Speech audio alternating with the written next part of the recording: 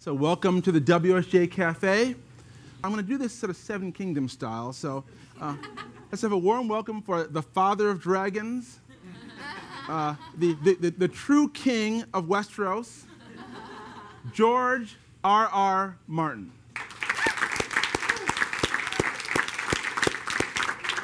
Thank you. Good to see you. Thank you, guys. Glad to be here. Now, you once wrote something that I think is sort of a stirring sort of defense, explanation of what fantasy is all about. And I want to read a little bit from that. I think you know the passage I'm probably going to read. There is something old and true in fantasy that speaks to something deep within us, to the child who dreamt that one day he would hunt the forests of the night and feast beneath the hollow hills and find the loves to last forever, somewhere south of Oz and north of Shangri-La. They can keep their heaven. When I die, I'd sooner go to Middle Earth. Now tell me about why you wrote that. Not Westeros, though. It's too dangerous in Westeros.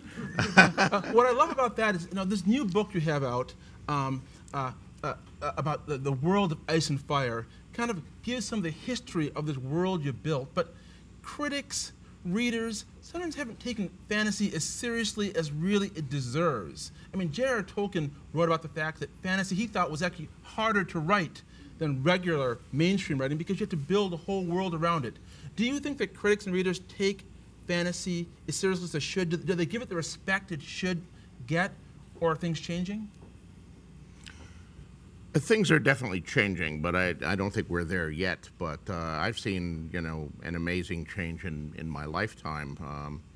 When I was young and reading science fiction books in school or comic books, I'd had teachers take it away from me and say, "You're a smart kid. Why are you reading this garbage? You should be reading real books." And that was the 1950s and the early 1960s. That was kind of the attitude.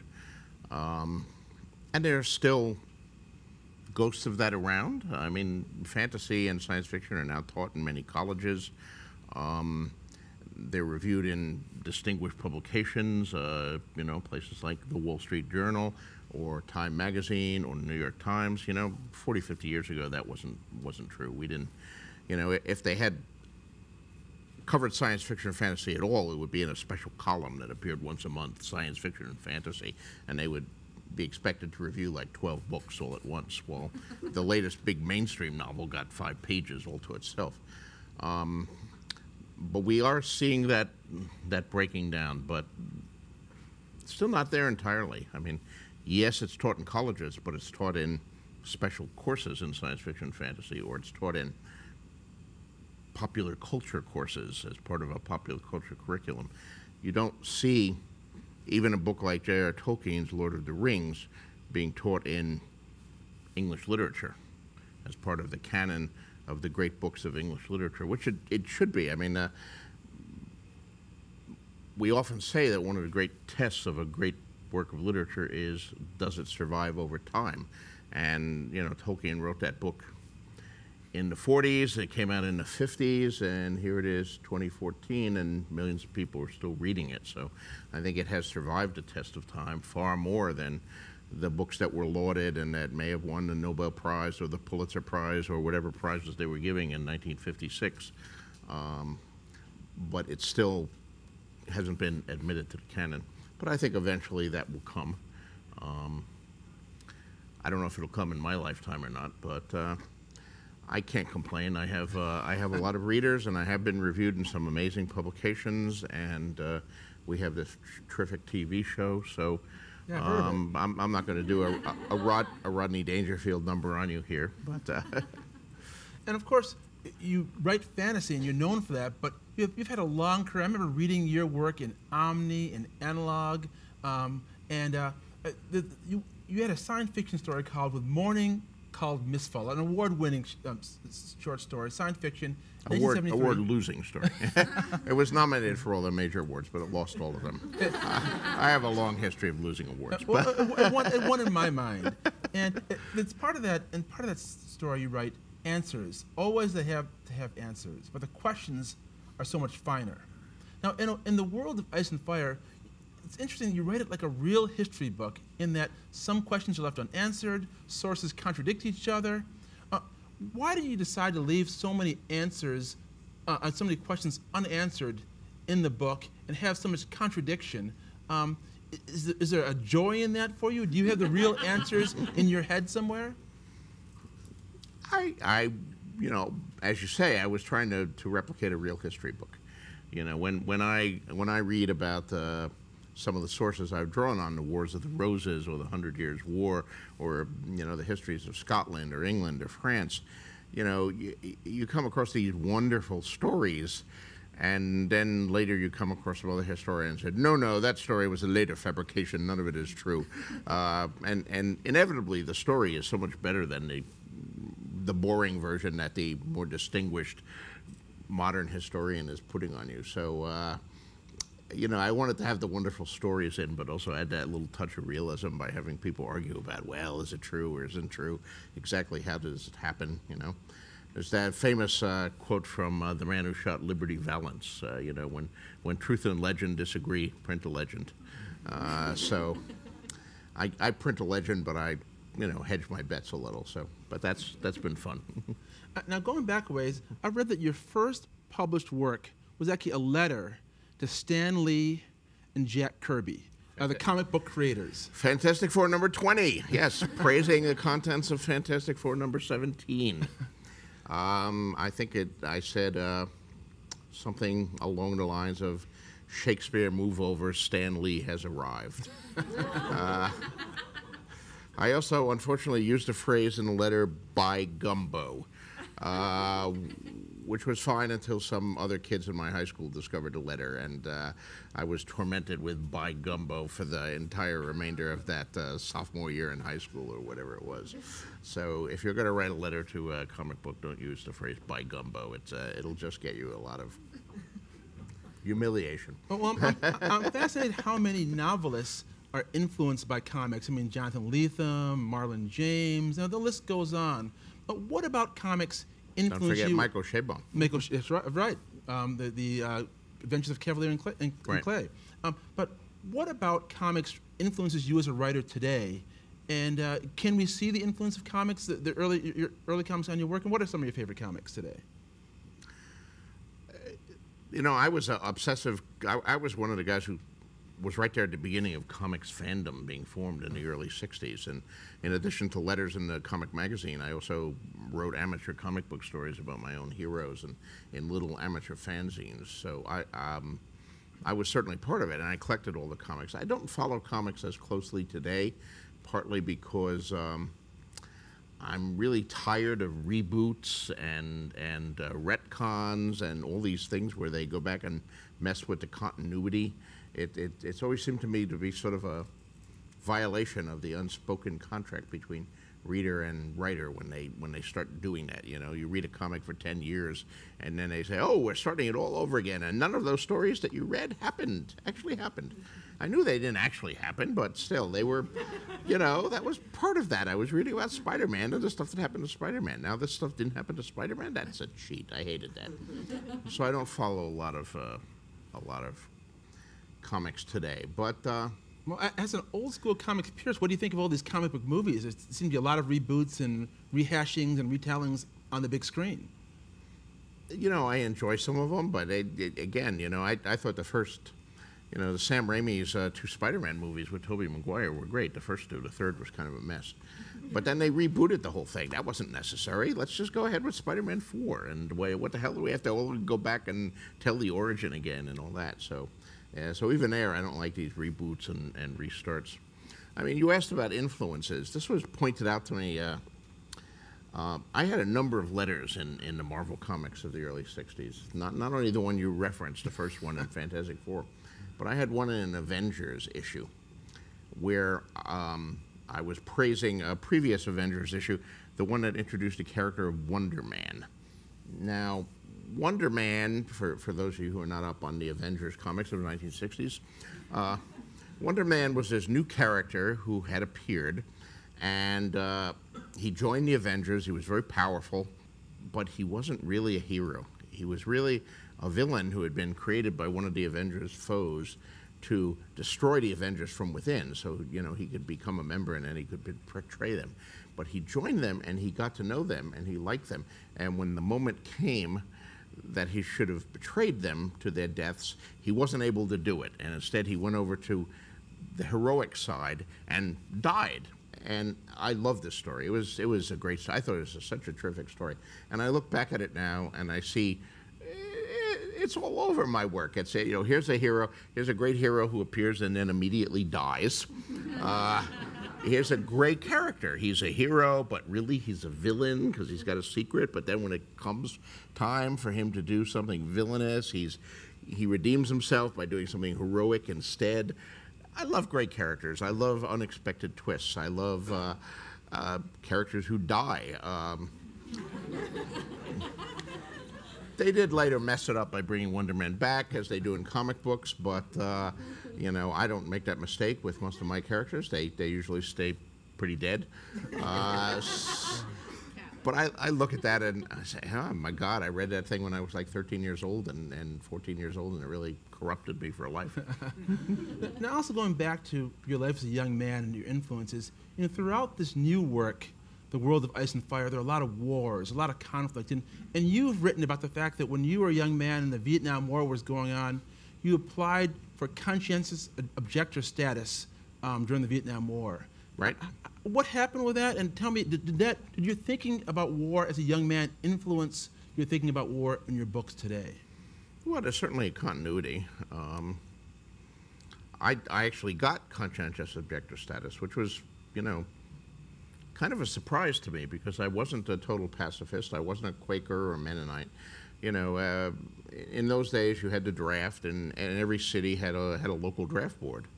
And when you applied to be a CO, you had to apply to your local draft board. It wasn't anybody in Washington, D.C. It was these 5 guys on a local draft board who decided whether you got it or not.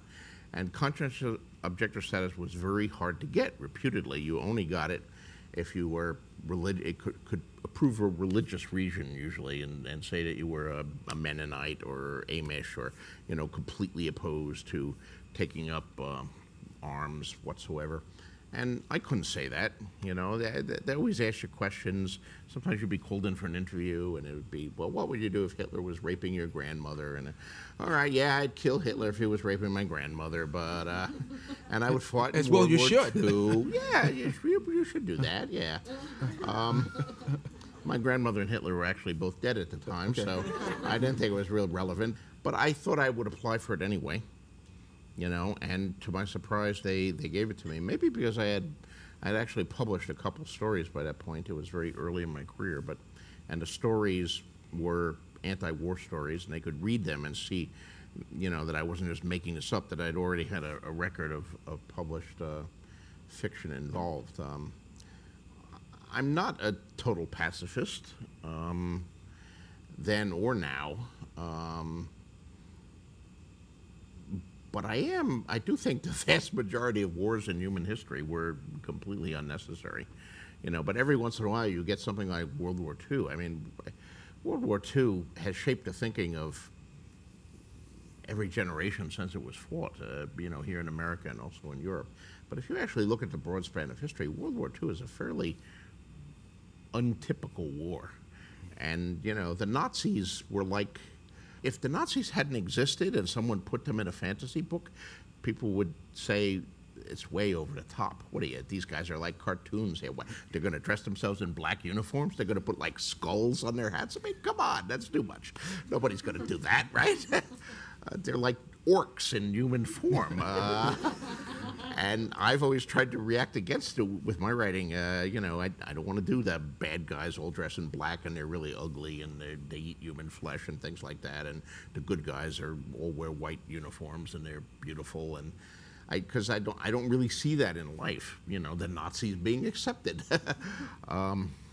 So there was that. But I did 2 years alternative service instead in Vista, which was like the domestic Peace Corps at the time.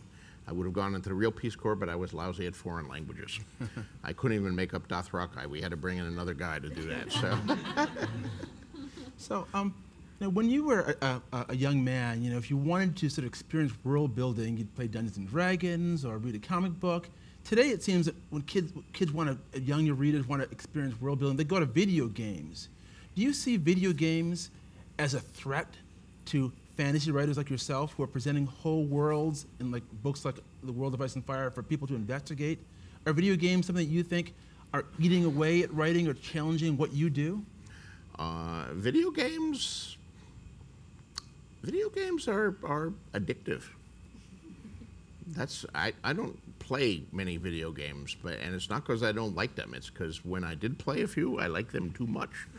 I would lose months to video. Somebody would give me a video game, and I'd start playing it, and then I'd be killed, and I'd have to play it again, and then I'd have to play it again. Next thing I know, it's like, 7 in the morning. I've been up all night. I'm blurry-eyed, and I'm still playing this damn one more time, one more reboot here, to play the video game. So I finally said, no, I better stop doing that. But I do see kids who have the same reaction, who really get into video games.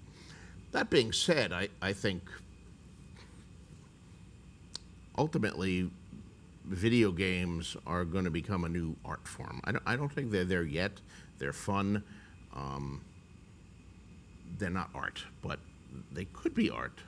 We had last year, we had the premiere of Season 4 of Game of Thrones right here in New York. And we had the premiere party afterwards, and Oculus Rift was at that premiere party with this virtual reality thing that they built where you ascended in the cage up the side of the wall. You put on this headset, and then you get in this cage, and you ascend up the side of the wall, and the wind buffets you, and the cage sways, and you walk on the wall, and the wildlings shoot arrows at you, and then you fall to your death.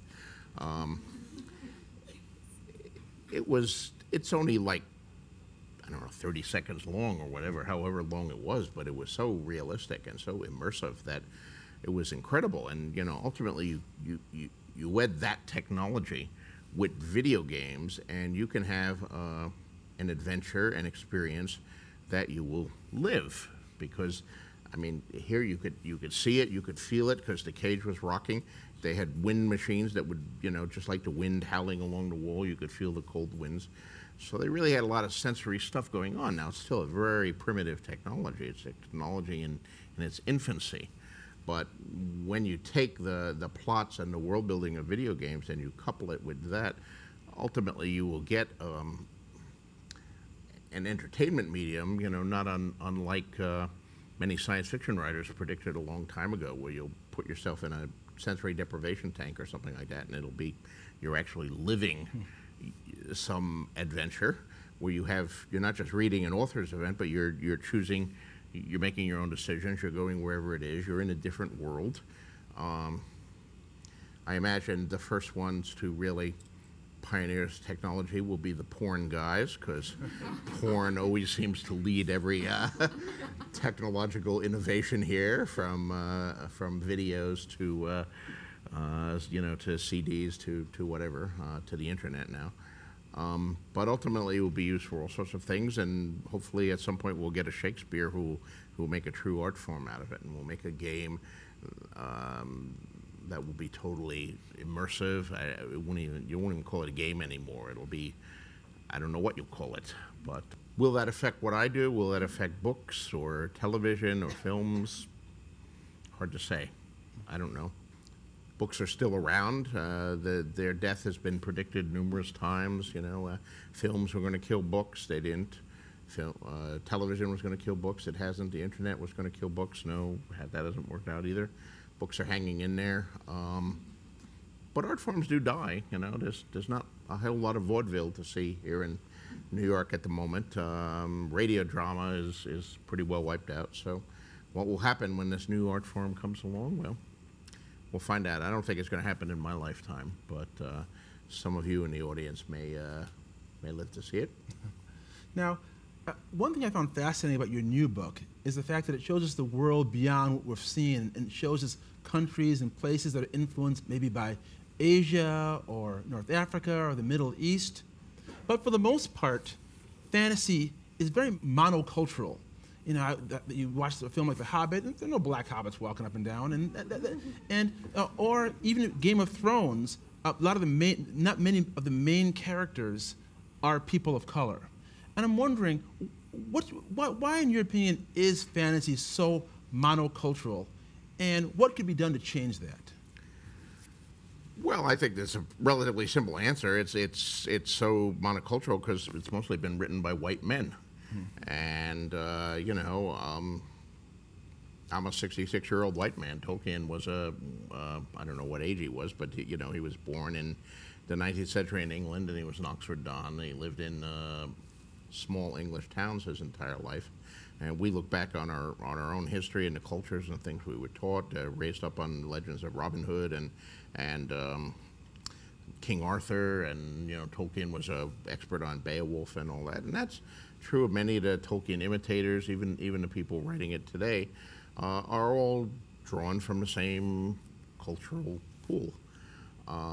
So that's largely why it is what it's been up to the present. However, I do see evidence that that's changing. If you look at the World Science Fiction Award, the Hugo, which is given every year, and the John W. Campbell Award, which is an award for the best new writer, that's given every year at the World SF Convention. More and more of them have been writers of very different ethnic backgrounds, more and more women, women of color, women from other countries of Indian descent, of you know, black writers like N.K. Jemisin and Nndi Okorafor, Asian writers like Ken Liu. These guys have won the Campbell Award, and they're coming out with books of their own, and they're drawing from different cultural traditions, from their own traditions, be they, you know, Japanese or African or Chinese, whatever. Not historical novels, mind you, but fantasy novels, but drawn from that tradition. And some of them are doing very fine work. Now, the question, the impact that they have on the field is largely going to be determined by you guys. I mean, if these books sell, publishers will publish more of them. They'll be made into movies. They'll be made into television shows. And if those are successful, there will be more movies and more television shows. Hollywood in particular is very imitative. If they don't succeed, though, and the books by, you know, the old white guys continue to succeed, then you'll get more books by old white guys. I actually like to think of myself as an old white guy who's really 16 inside, but, you know, there's that. In your books, people endure a lot of tragedies and the setbacks. They lose dragons, they lose their lives. I mean, in the new book, there's even one guy who loses the battle, and they dip his skull in gold and use it as a drinking cup. So people go through a lot. And I'm wondering, what's the greatest setback you've faced in your career? I'm sure nothing as bad as that, as a drinking cup thing. But I'm just wondering, what's the greatest setback you've faced in your professional or personal career? Yes, you know, I've never been murdered or killed or tortured or, you know, locked away for 50 years. So I'm much better than a you know, medieval traitor. You know, for a writer in the 20th century, the worlds of science fiction and fantasy, I suppose the greatest setback I ever faced was the failure of my fourth novel, The Armageddon Rag. I mean, I started publishing in 1971. My first novel came out in 1977. I was a hot young writer for quite a long time, being nominated for Hugos and Nebulas. Each novel that I wrote got a bigger advance and more publicity and more awards nominations than the one before. And until I wrote The Armageddon Rag, and that seemed par for the course. It got me the biggest advance I'd gotten to date. It got great reviews. It was nominated for the World Fantasy Award. My publishers were certain it would be my first bestseller, and nobody bought it. And I discovered that, you know, if you keep rolling the dice, sooner or later they come up boxcars. I still love The Armageddon Rag. I'm proud of it. I think it's a good novel. It certainly was well reviewed and well respected in its time, but for whatever reason, it was a commercial failure. And suddenly I found I could not sell my fifth novel. Suddenly I found no one wanted my books anymore. because you're only as hot as your last success. You have a few flops in either books or television, and you can find yourself, your career is over. So oddly enough, the very book that ended my career as a novelist opened my career in Hollywood, because it was optioned for film, and the guy who optioned it for film, he never got it made as a film, but he was the same guy who CBS picked to revive The Twilight Zone. And when he did that, he called me up and said, hey, you want to write a Twilight Zone script for us? So suddenly I found myself being a television writer, and that basically saved me, because, you know, there was a period there when I was unable to sell that fifth novel, where I was looking at having to sell my house, and I took one of those courses in you know, buying real estate for no money down, you know, in my desperation of, oh my God, how am I going to make any money here? You know, there may be some aspiring writers in the audience here, some people who dreamed of writing. Let me tell you, it's not a job for anyone who wants security. If you want security, there's lots of nice careers that one can have where one starts at the bottom and climbs the rung, and ultimately there's a pension and a gold watch at the end of it. Writer is not one of those jobs. It's a constant rolling of the dice, and you can have great success, and suddenly it can all blow away. And that's what happened to me with the Armageddon rank. Now, I was at a book festival recently, and the author of The Remains of the Day made the point that he thought that writers do their best work and they peak in their 30s and 40s. He's close to 60 years old now. I'm wondering, what do you think of that theory, and how do you think aging affects novelists? Does it improve their craft because they know more about the world, or are the people really better when they're younger? What do you think? I think it's really an individual thing. You know, there is something to what he says. You know, I know the fields of science fiction and fantasy best, and you can look at some writers in that field and see that, yes, indeed, they did do their best work when they were in their 30s and 40s, or sometimes even their 20s. Some of them then, at a certain point, get writer's block or something, where they suddenly seize up. You know, man, you have a writer like Theodore Sturgeon, immensely prolific for the early part of his career. He hits like the 60s, and he spends the last 20 years of his life working on allegedly one novel, and then he dies, and the novel finally comes out. You say, this, he took 20 years with this. It's like, and then you see other writers who continue to be prolific, but it's like they're rewriting the same novel all over again. You know, well, this one is just like the last one, which was just like the one before that, which was just like the one before that. So it's like they're the old dog, but they don't know any new tricks. However, there are also some amazing exceptions. Jack Vance, one of my favorite writers, continued to write terrific books well into his 90s. Nigel Tranter, the Scottish historical novelist, again, continued to work right up until his mid-90s, writing the same kind of books he had written when he was in his 20s. So it all really depends on the writer. And there are writers who don't even start till they're late. I mean, R.A. Lafferty, a wonderful writer of science fiction short stories, spent his entire life as an electrician, and it's only when he retired at the age of 65 and started collecting Social Security that he started to write. And he had a whole second career as a very weird, unique, but fascinating science fiction writer, you know, from the ages of about 65 to 80. So it all depends on the writer. Now, I was preparing for this interview. I went back through some of my old copies of your books and old short stories. I noticed that in one short story collection, you mentioned that A Song of Ice and Fire is going to be 4 volumes, and now it's 7 volumes. It was originally 3 volumes. Yes, it keeps growing. Will it grow even more, or will The Winds of Winter be the end of it? I hope not. You know, I'm not going to make any promises in blood because I have been wrong before, but my intent is to finish it in 7. Now, that's not to say I won't ever write about Westeros again. You know, I'm also writing the Dunk and Egg stories. Right. We have a collection of those coming out next year called The Night of Seven Kingdoms. Those take place in Westeros, but 90 years earlier. And having created this entire world, which, you know, is chronicled in The World of Ice and Fire, the world book that just come out. I want to return and write in it again and write about some of the other countries and other times and other places. So there are a lot of stories there that I can tell, but first I got to finish this present story. And there are also other non-Westeros things I want to write. I want to write more short stories again. That's how I began my career. I love short stories.